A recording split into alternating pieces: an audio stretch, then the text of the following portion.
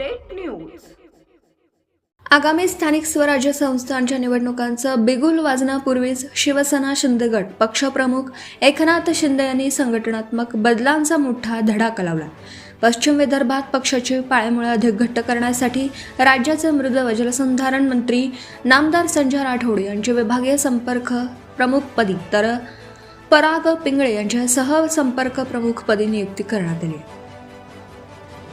नवे नेतृत्व पश्चिम विदर्भाची जबाबदारी आता नामदार संजय राठोड यांच्या खांद्यावर। यवतमाळ, अमरावती, अकोला, वाशिम आणि बुलढाणा या 5 जिल्ह्यांवर लक्ष केंद्रित।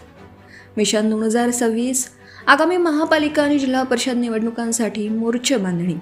विदर्भाचा गड राखण्यासाठी राठोड कार्ड पश्चिम विदर्भातील राजकीय समीकरणे आणि जनसामान्यांशी असलेला दांडगा संपर्क लक्षात घेता संजय राठोड यांची निवड महत्त्वपूर्ण मानली जाते। त्यांच्या प्रशासकीय अनुभवाचा फायदा पक्ष विस्तारासाठी होणार असून पराग पिंगळे यांच्या संघटन कौशल्यामुळे कार्यकर्त्यांची फळी अधिक मजबूत होणार आहे। हिंदुहृदय सम्राट बाळासाहेब ठाकरे आणि धर्मवीर आनंद दिघे यांचा विचार तळागाळातील शिवसैनिकांपर्यंत पोहोचवणं हेच आमचं उद्दिष्ट आहे। कार्यकर्ता हाच पक्षाचा कणा असून जनतेच्या प्रश्नांवर तात्काळ धावून जाणारी यंत्रणा आम्ही पश्चिम विदर्भात उभी करणार आहोत। शिवसेना अधिकृत निवेदन। निवडणुकीच्या पार्श्वभूमीवर मोठी खेळी बदलत्या राजकीय वातावरणात शिवसेनेने संघटनात्मक स्तरावर ही नवी फळी उभारली आहे।